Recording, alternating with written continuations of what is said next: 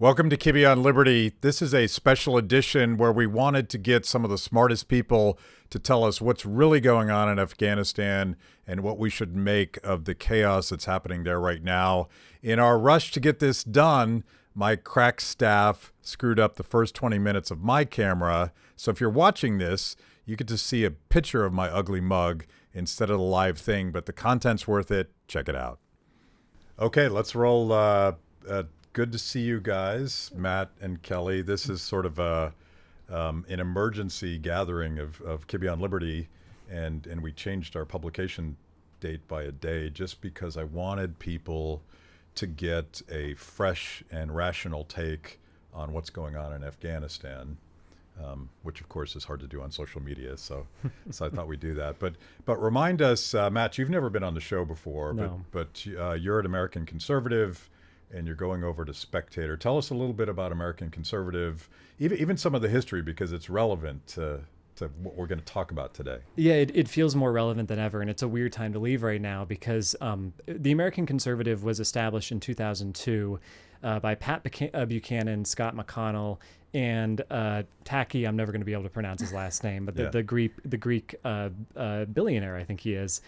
And it was established in order to oppose the Iraq War. And at the time, to be a conservative magazine, and especially to put American Conservative in your name when you were anti-Iraq, was a very, very audacious move because the entire right was coalescing around this Bush administration war plan. And what TAC did was to come along and say, no, actually the true conservative position is to understand that you can't just build a fresh nation out of the soil, that you can't just grow up a democracy in a part of the world where it's never really been known before, that this is in fact something that's beyond government's competency. This is something that government and our military simply can't do, and that this is going to end disastrously. And Buchanan also thought that the Afghanistan occupation would end disastrously too, because we were attempting to nation build there as well. And it's jarring now to see how right he's ultimately become. You know, we've all seen the images over the past few days of the helicopters taking off and the Afghanis who are, attempting to cling to them and who are crying out in desperation. And it is very sad that this is how this ends, but it's difficult not to think that this is in some ways a fitting ending because this has been such a disastrous, defective occupation all along. Yeah, it was a flawed concept from day one. And you remind me that before George W. Bush flipped, because as I recall, he ran against nation building. He did, yep. In his successful election campaign. But the conservative tradition had been far more skeptical of foreign intervention and certainly the nation building part of it as sort of a fiscal responsibility issue, and also understanding that government fails even when you desperately don't want it to fail. Mm-hmm. So there was a seismic shift after 9/11 within the GOP that we're still dealing with today. Yeah, and Bush ran against Clinton, all but calling him an imperialist, which is weird to think about. But Clinton had intervened in, most notably in Serbia, in the Kosovo conflict. And there was a sense of, I think, even though he wasn't that militaristic, there was a sense of liberal humanitarianism, international liberal humanitarianism within his administration. And conservatives were much more careful with the government's purse strings. They were much more, generally back then, in some ways, modest in their thinking. And I think two things happened. The first one was that 9/11 was a shock to all of us. And there was a sense afterwards that we had ignored a problem for far too long. And it came coupled with this sense of idealism, this sense that we were being unshackled to finally solve a problem that we had ignored. And, so we started talking about not just invading Afghanistan, but remaking the entire region. I mean, it was an incredibly idealistic period. And idealism is not necessarily compatible with conservatism, which takes a much more level view of the world. So there was that. And then there was also just the fact that you had this very small group of people who we would now refer to as neoconservatives who had been complaining about Saddam Hussein for a very long time, who thought that George H.W. Bush should have kicked him out back in 1991 during the Gulf War, and who had, signed on with the Project for a New American Century, for example, who had drafted a letter back in, I think it was 1997, saying that we ought to get rid of Saddam. And as soon as the planes hit the Twin Towers, their thoughts turned to Iraq. And it was those voices that ultimately won out in the Bush administration, and that's why we are where we are today. So we all met, I think, about 5 years ago in the offices of American Conservative, and our good friend John Utley, who recently passed away, was, I think, one of the agitators that helped American Conservative get going, and he spent most of his professional career agitating against neoconservatism. When did you meet John? Wow. I cannot remember the exact moment that I met John Utley. It was obviously... Was he like the chairman of American Conservative or something? He was, for a point, when the magazine was going through financial straits, he came in and he put in a lot of money, and they made him the publisher. But he was more a board member. He was an active board member.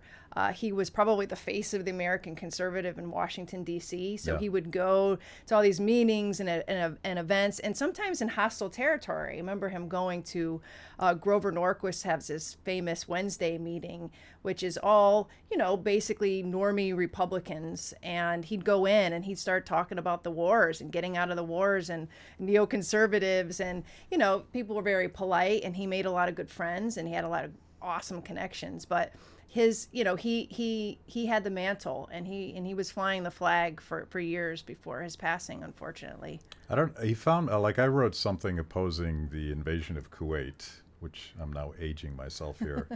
And that's how he found me. He found everybody.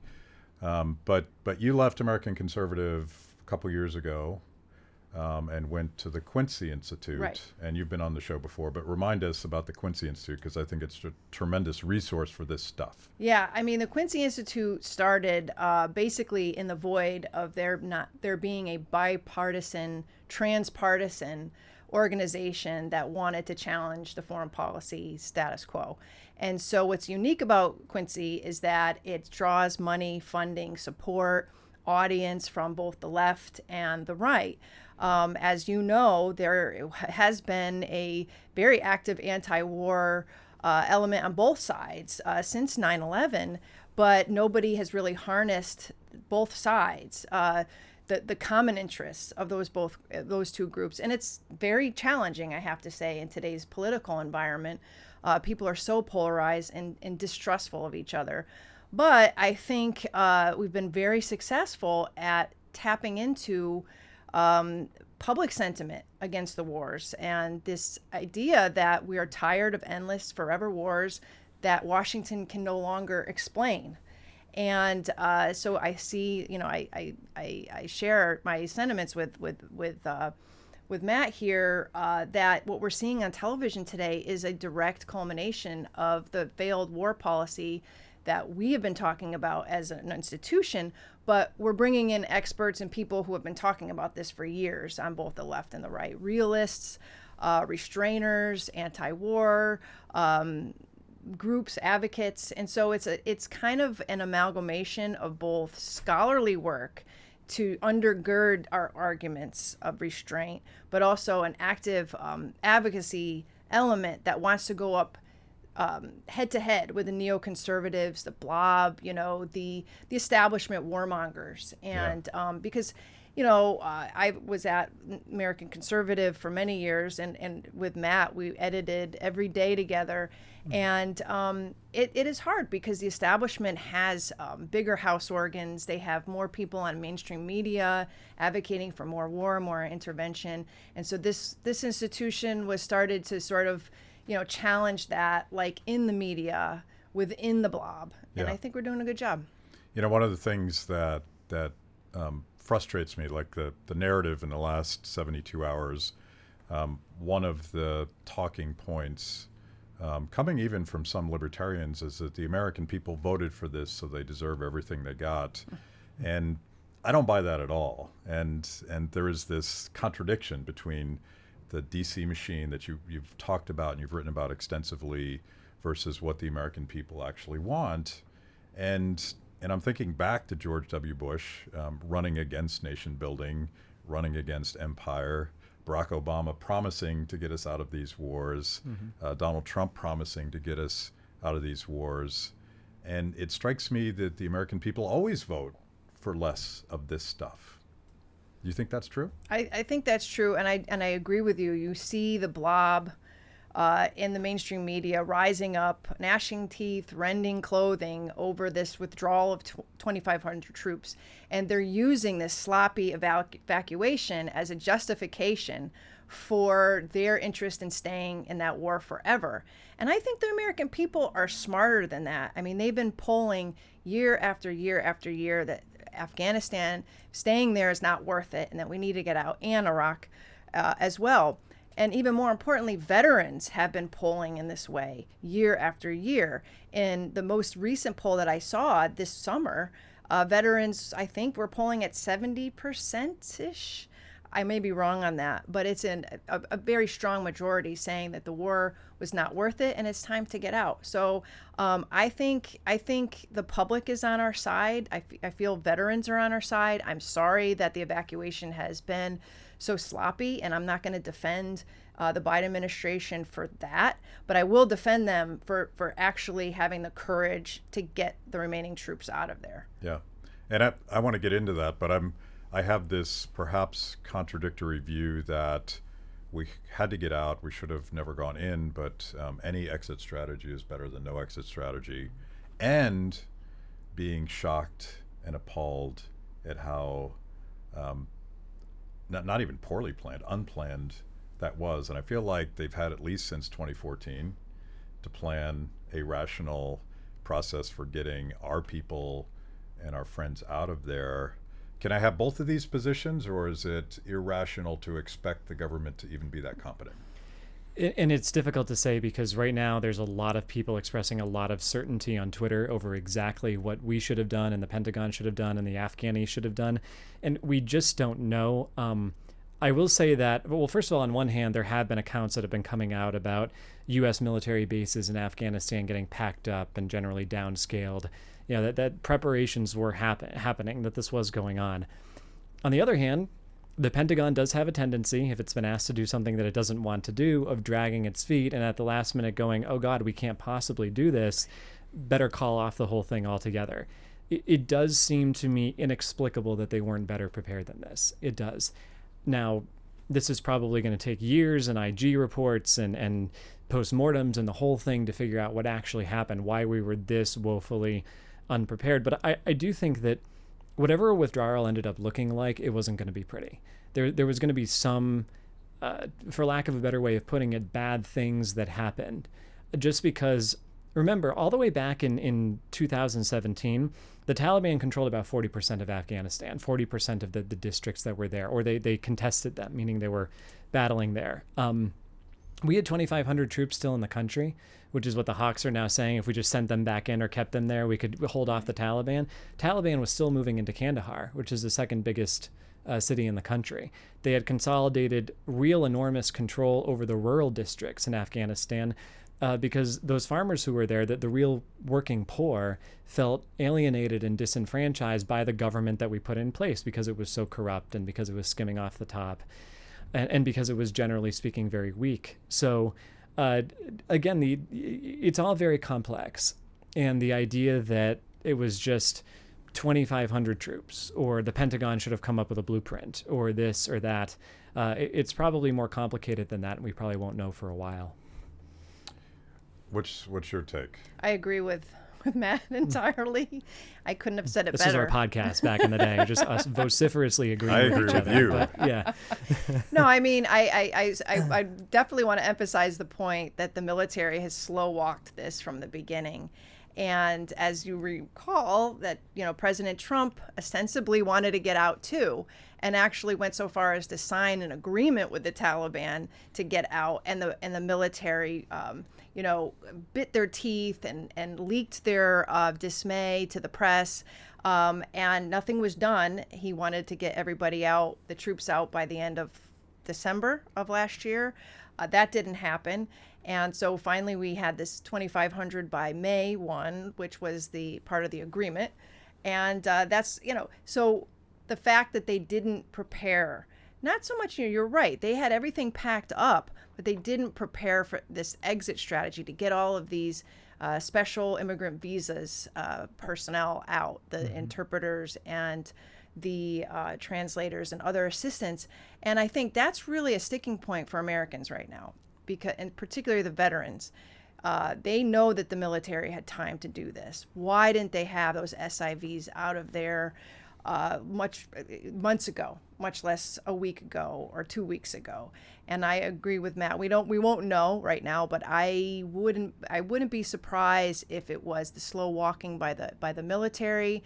And yeah, and I'm sure we can find some blame in the White House as well.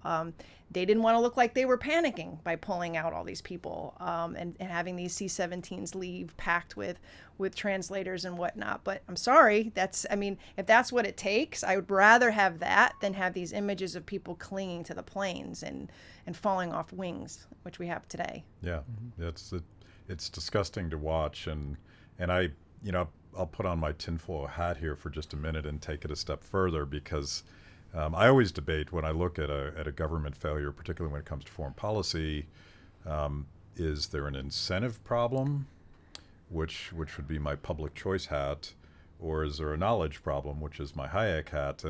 And I debate, is this sloppy exit and those horrific images of people falling off of planes, is this a purposeful narrative to tell us never ever to leave any place again? Yeah. Or is it just horrific government failure? I don't know. I don't know either, but this is not helping the Biden administration whatsoever. I think in the end, history will prove him right, that this was an unwinnable war militarily, and that we put 20 years, and it's going to be $2-3 trillion when all said and done. I think history will prove that. Right now, politically, he's hurt, so I don't know how they could have orchestrated this better for the Republicans teeing up for the midterms. But the midterms are of course, the blob is not the same as the Biden administration. That is true. What's your take? I think, well, to answer your question, it could very well be a public choice problem, and then you get into questions about how autonomous can a gigantic military be? And you hear about, you talk to guys who serve, and the game of telephone that gets played from the commanders on down, just how much orders can change along the way, or things can get misinterpreted, to say nothing of the fact that, of course, the generals have an agenda of their own.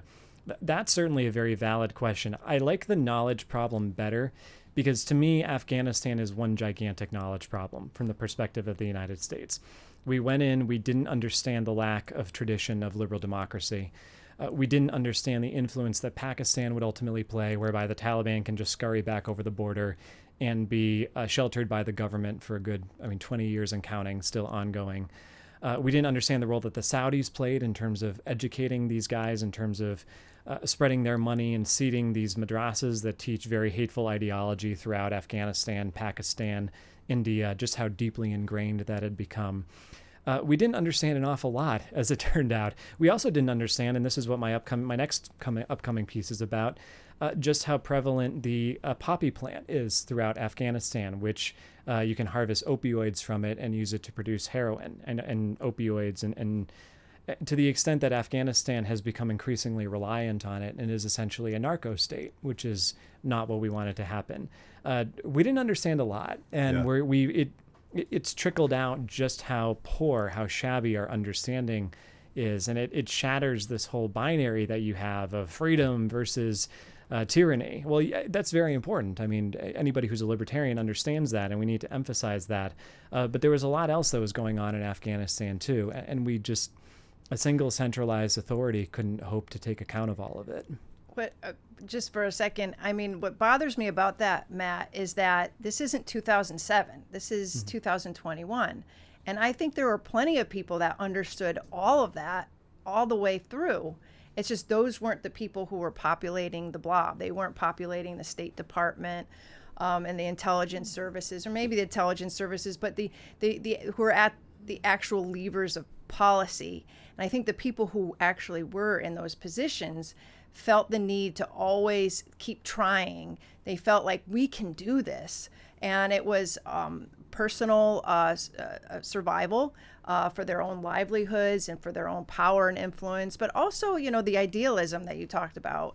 And it's like that in the military too. They don't feel like they can fail. And so it's always like victory's right around the corner, or we can do this if only we have more money and we're training more troops and we're building up these little pieces of the civil society. But taken together, it didn't work. And we did know it wasn't working because the special inspector for Afghanistan had put out reports every quarter for the last like 15 years, basically saying our money was going into a sieve.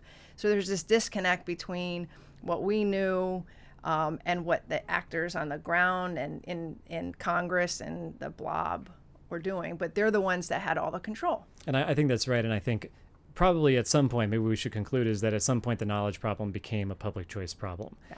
And this became self-sustaining and a desire by a giant bureaucracy that was involved in Afghanistan to keep the money flowing and to keep their jobs going. And that's where we are today. Yeah, by the way, the giant sieve, there was a nice skim before the money went down the sieve. That's true. And I'm thinking about this, I think it was in Scott Horton's last book about Afghanistan. And you know Scott, and I assume you know book. Scott.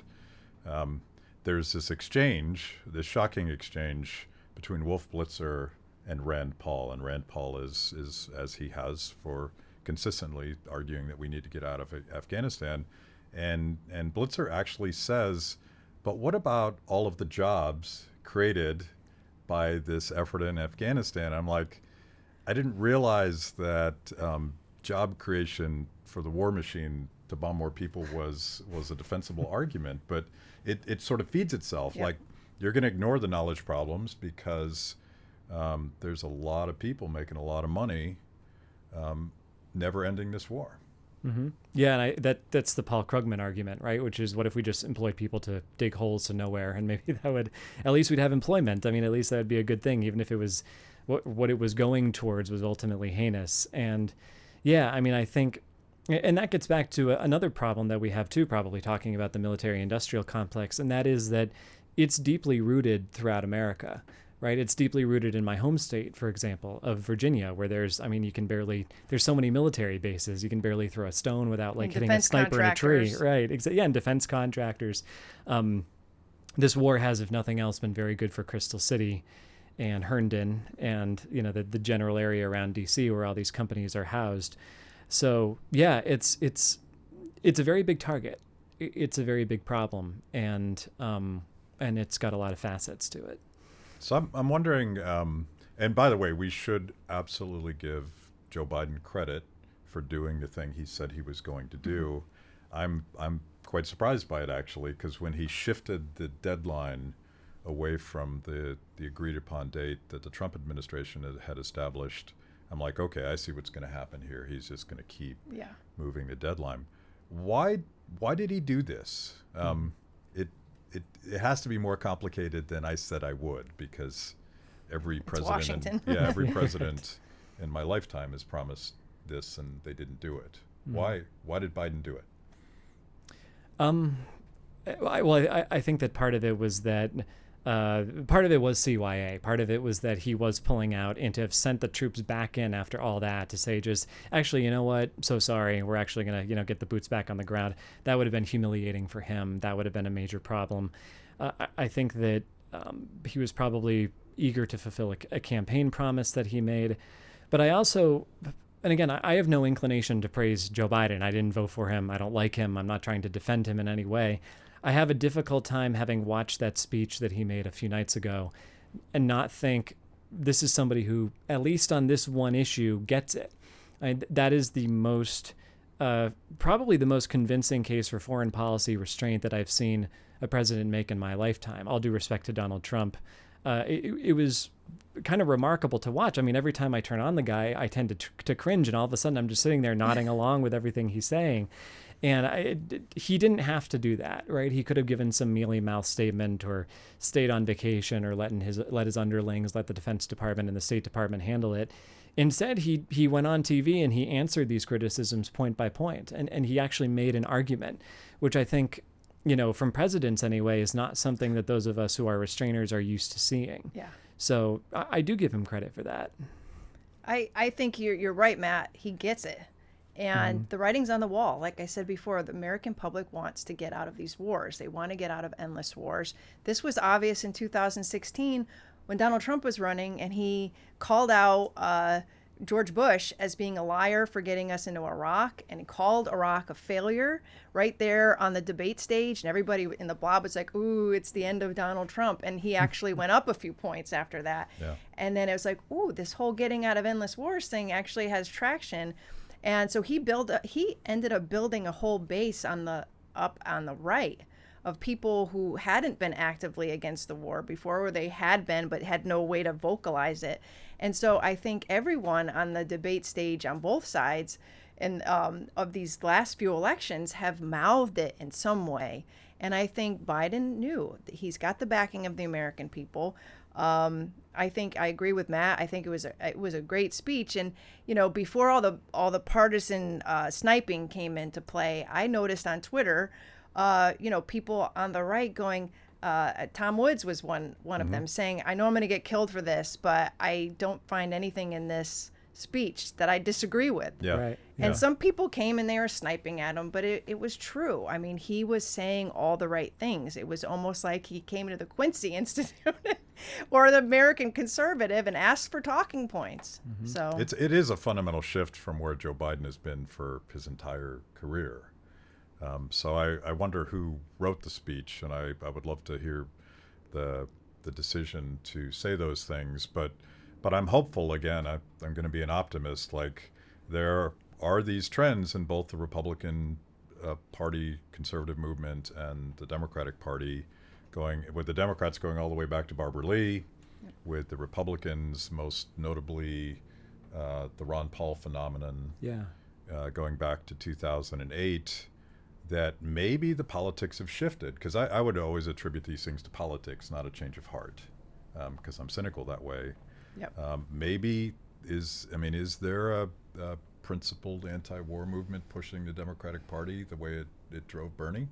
I don't know if there's a principled anti-war movement, although I'd like to see more of that on the left, because I miss the kind of late 2000s Nation left. I mean, I used to read The Nation religiously because they really were opposed to the war, and they really did care about civil liberties. And I wish we could get some of that back, capture it in a bottle. There's a few commentators who still maintain that spirit, but I wish there were more of them.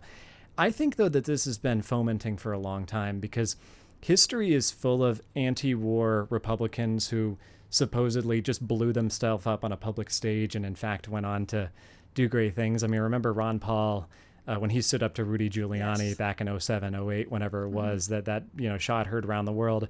That was the end of him. No way you're going to be that far out of lockstep with the GOP base, when in fact he got this movement going behind him and became a kind of cult hero. Yep. Rand Paul would never win his election in Kentucky. Well, he did, and won re-election too. Donald Trump, no way he can ever win when he's saying these heinous things about our wars. Well, then he does win. And now Joe Biden just destroyed his own presidency. This is the worst thing I've ever seen from any American. I see people 40 years old saying this. The worst thing I've ever seen from any American president. How much do you want to bet, especially given the AP poll that came out this morning, which found that 2/3 of the country doesn't think we should have fought the war in Afghanistan? There you go. How much do you want to bet that Joe Biden is going to survive this unscathed too, that he's going to end up being okay? It just over and over again, the people in this town consistently underestimate how popular anti-war sentiment is. And even if that isn't necessarily cohered into a movement, it exists at the popular level, I think. Will Republicans get this, or do they have to be partisan and criticize Biden for doing this thing? Yeah, this is a problem in this town. I mean, it's probably, a near-term problem.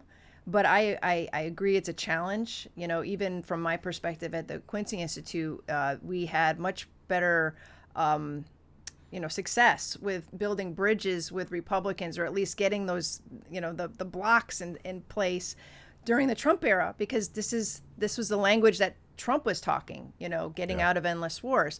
He wasn't perfect. I think some of his other policies, like on Iran, were problematic, for example.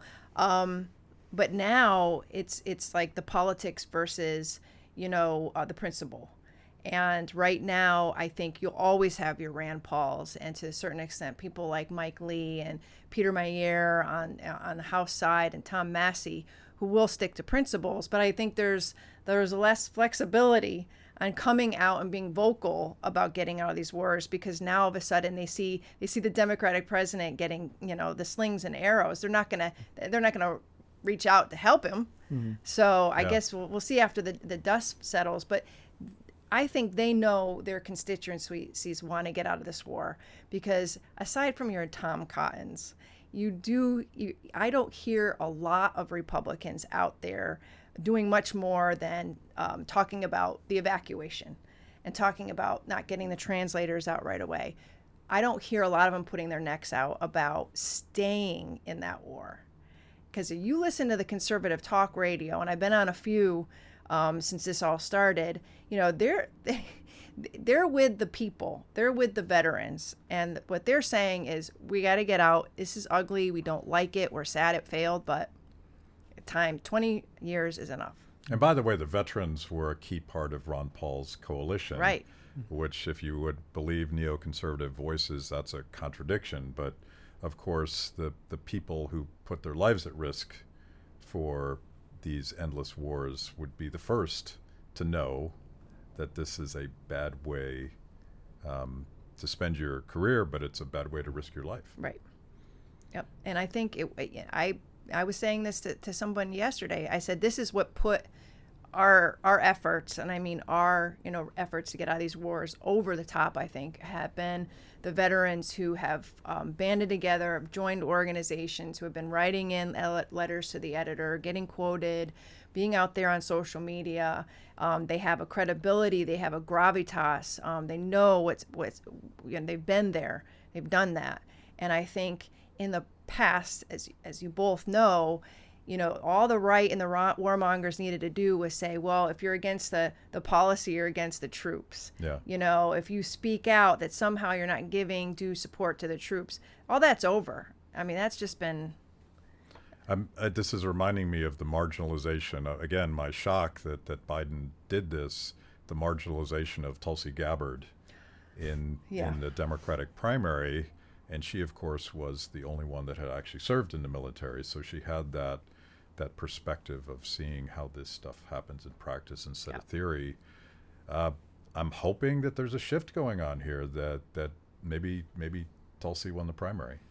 Yeah, Tulsi, come back. If policy matters, I hope that's true. I want to go back, and this will be a rabbit hole, but I've heard this said about Latin America as well, and I hadn't thought about it enough. But the narco-state, and the production of poppy, and 90% of the heroin comes from Afghanistan, I believe. 85 to 90%. 85 to 90%. Here's a wild idea that doesn't involve a single American soldier being put at risk. Why don't we end the war on drugs? Yeah. Why don't we undercut their financial cash cow? Yes, and I agree with that. I mean, obviously the war on drugs has been a calamitous failure and hasn't worked. And the recent, heroin epidemic, opioid epidemic ought to demonstrate that. But I think wherever you stand on the war on drugs, we can probably all agree it's a bad idea to have a single country in Asia that is pumping out constantly all of this poppy and all of these opioids, right? Like, libertarian, neoconservative, traditionalist, whatever you are, I think we can probably agree that that's not a good thing to have.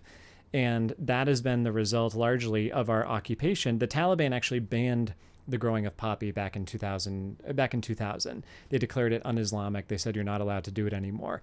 That may not have been sustainable because it devastated the Afghan economy, but you did see the production of poppy plummet during that year anyway. After we came back, we didn't really know what we were doing, and we were, very hands-off when it came to that particular issue. And you saw the growth of poppy absolutely explode, to the point that I think right now estatements are that it's something like 20 to 33% of Afghanistan's total economic output, which is a shocking number. And again, it's, that's because of our cluelessness. That's because of the failure of central planning and the inability to wrap our heads around what Afghanistan actually was. Nobody wanted that going in. That wasn't the intention, but we ended up with that because we wildly overestimated the government's ability to be able to rebuild a functioning country there. Yeah, and of course, under the Trump administration, I'm against all the wars, including the war on opioids. Right. And fill in the blank because of unintended consequences. One of the consequences of a radical clamping down on legally prescribed opioids is the growth of the heroin market, and it's the bad guys that profit from this. I'm sure Quincy doesn't have an opinion on this, but do you?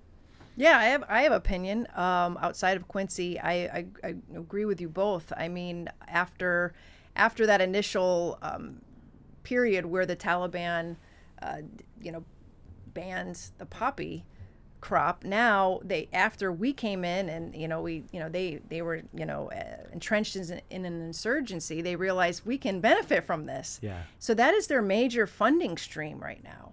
So just as the Biden administration is encouraging the World Bank and the IMF to freeze all of the assets, all the aid that that have been flowing, the legitimate aid that's been flowing there, they're ramping up their poppy streams, their poppy revenues. And that's not going to go away. So we spent 20 years sending troops and DEA, for God's sakes, over there, burning fields and encouraging... Torching their fields from air and stuff. Yeah, torching their fields, encouraging alternative crops. All of that was a waste, by the way, your tax dollars at work. And if we really want them to end, that stream, we would... end the black market, end the prohibition, because we're only by freezing all their legitimate assets, we're only pushing them further and further into this illicit trade, unfortunately. And I think you put a price tag on the American efforts to destroy the poppy production in Afghanistan. I don't know if you remember the number, but it's a big number. I don't. I want to say 7.4 billion, but it could be much higher than that. I guess remember. That's chump change in Afghanistan. Of course, yeah. Who's keeping track at this point? And you had put a much bigger price tag on Afghanistan. You say $2 trillion and 6,300 American lives. I see $1 trillion bandied about, and I guess sooner or later, trillion here, trillion there, it adds up. But what's that number based on? This is all just throwing darts at the board right now. I mean, it's going to take, you really have to get out of a war, I think, to determine its total cost. I should also note that the 6,300 number is both armed forces and contractors. So both have been killed in very great numbers in Iraq, private and public sector. But the estimates right now that I've seen anyway are $2 trillion for the total cost of the war, which amounts to about 300 million per day. That number may get revised. It may go up, but remember that this comes in the context of a time of almost unprecedented national debt, with really no plan to pay it down, no baby boom on the way, or the troops are going to come home and spend all kinds of money, nothing like we had after World War II. So it's those who are being sent to fight this war are also those who are ultimately going to have to end up paying for this war. And that seems to me like just a monstrous injustice, because they didn't have a choice. A lot of them were in diapers when 9/11 happened. I mean, the war really has been going on for that long. Yeah. So that's to me just outrageous. I saw a video on Twitter of some Taliban guy counting Franklins. He's standing in front of pallets of $100 bills. And I felt like that was a metaphor for something. I don't know. The entire failure. I mean, remember too, this happens so often, right? Remember, we were going to arm the Syrian rebels, and they were going to rise up against Assad and establish a Madisonian democracy in Syria. And in fact, what happened is that a lot of them turned their arms over to Al Qaeda and to ISIS. And now we're seeing the same thing where the Taliban is at risk of taking our planes. And it's, right. This is what happens kind of when you just fill a place with weapons. They ultimately end up in the hands of the wrong people. Yeah. They've quite a modern arsenal right now. They do, and I just put up a post at Responsible Statecraft based on some great reporting at The Intercept, in which the Taliban have apparently seized these devices that the U.S. military was using to take iris scans and fingerprints of thousands of Afghans, and ostensibly it was for tracking terrorists, but they were using these devices for everybody that worked with the coalition. Yeah. And so all of these people that we're supposed to be getting out of the country right now, and many won't make it, are going to be on a hit list. Yeah. And this happened in Iraq. But in that case, we literally handed over all the biometric information to Prime Minister Maliki's government, who used that to disappear Sunnis off the streets. I feel like there's no forethought, or it's deliberate. We just don't care about these people. How could we let this happen? How could we let all these weapons and equipment get into the wrong hands?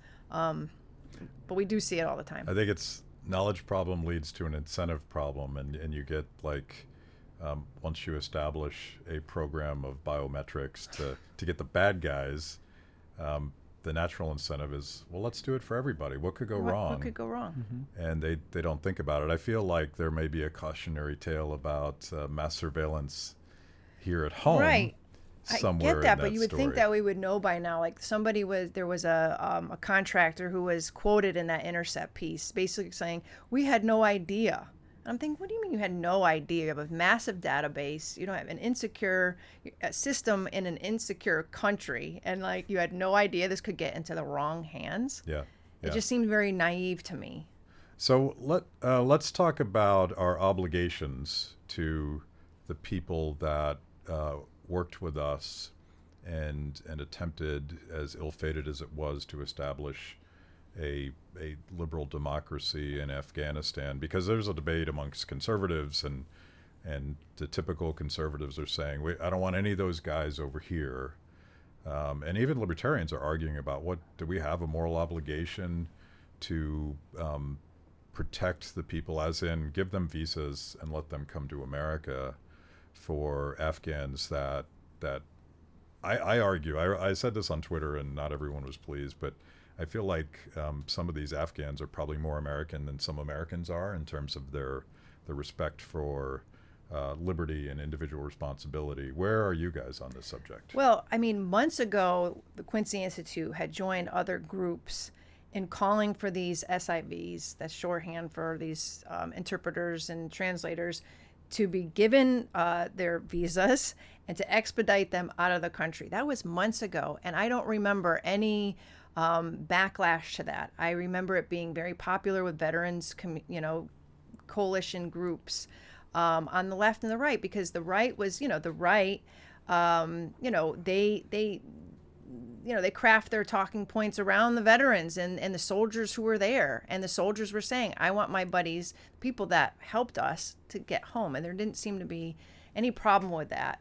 I think there is a lot of disappointment today in the way that has been executed.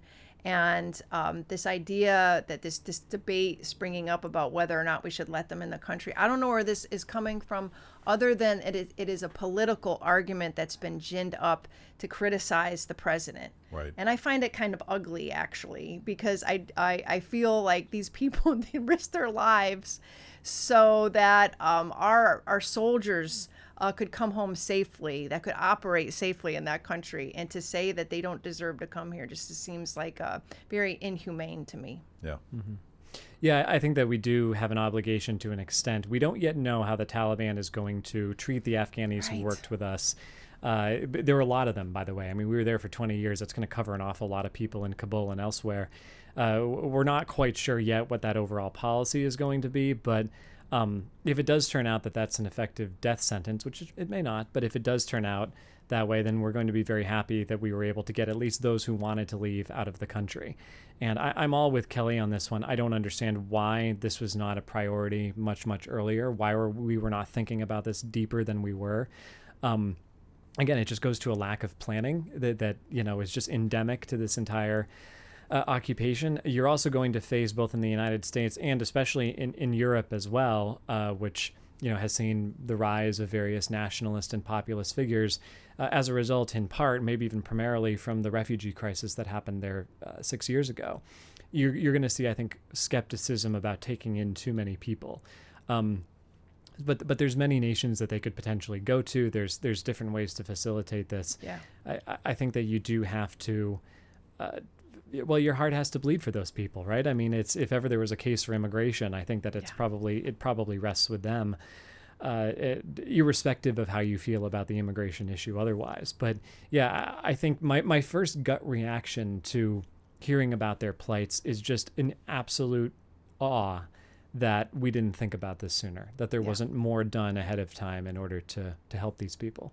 Yeah, like we were apparently collecting biometric data on everybody, but surely there is a list of extremely vetted people that have been our allies.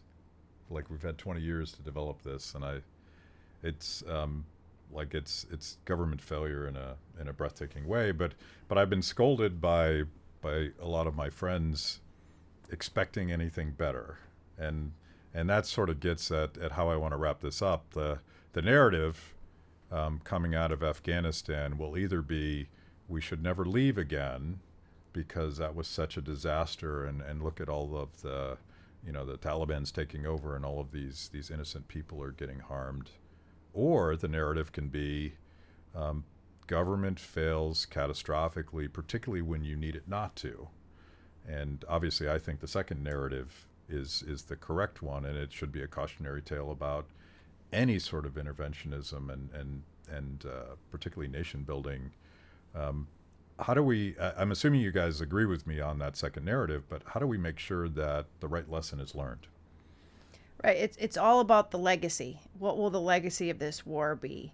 And I think right now you're seeing the fight for that legacy. And that's why you see the blobby voices on CNN and MSNBC and elsewhere talking and clouding the real issue. So they want to talk all about the evacuation, and they want to imply that if we just stayed there a little longer. We have H.R. McMaster, general, out there saying, poo-pooing this idea of endless war. Oh, we'd leave 3,500 troops there. We could have held it together. So you see this fight for the narrative. I think the American people are smarter than that. And I think that, unfortunately, time is on our side. 20 years is a long time to have proven either way whether a nation-building experiment can work. When we left Iraq, it was a little more tenuous. You still had people saying, well, if we just stayed there and helped the Iraqis, or we kept some troops there, we could have fixed things. And some people were inclined to believe that because we had been there for much less time. But I don't think there's anybody out there who are genuinely believing that we needed another 5, 15, 20 more years to prove that nation building works. It seems incredulous. Yeah, incredulous. Yeah, and I think the most remarkable argument that I hear about all of this are the people who say, why should we not have troops in Afghanistan or keep troops in Afghanistan when we still have troops in the most powerful nation in Europe 75 years after World War II ended? And I'm like, that's the problem. That's precisely the problem. The troops go in and they don't come out. And it discourages, this is kind of apples and oranges to a point, but take a nation like Germany. It's actively discouraged them from developing their own military, from snapping out of that sense of, historical shame that they have, and from really getting a military going because America will just pay their bills. We'll just take care of it for them. So there are very good reasons on the table for withdrawal, not just from Afghanistan, but from other places too. I think that, again, I can't say for sure whether it could have gone or how much better it could have gone in Afghanistan, how much better we could have prepared for this, how much of that we could have prevented from happening. I think that's going to take probably years to be able to sort out and to fully assess. But I do think that you saw those scenes in Saigon, but that didn't become the totality of our historical memory about the Vietnam War. Right. We still remembered how pointless it was, how futile it was. We still remembered the veterans coming home with the blown off limbs. We still remembered, we still had something called Vietnam syndrome, which I don't think was necessarily such a bad thing, which was a sense of restraint in terms of intervening abroad, a lack of willingness to use our military after that. So again, one image did not become the totality of the thing. And I think that's probably likely to be the case here too. We've been there for 20 years. It's long enough. And given the state of the armed forces there, we apparently were not able to set out what we intended to do. I think that's going to stick very much as well.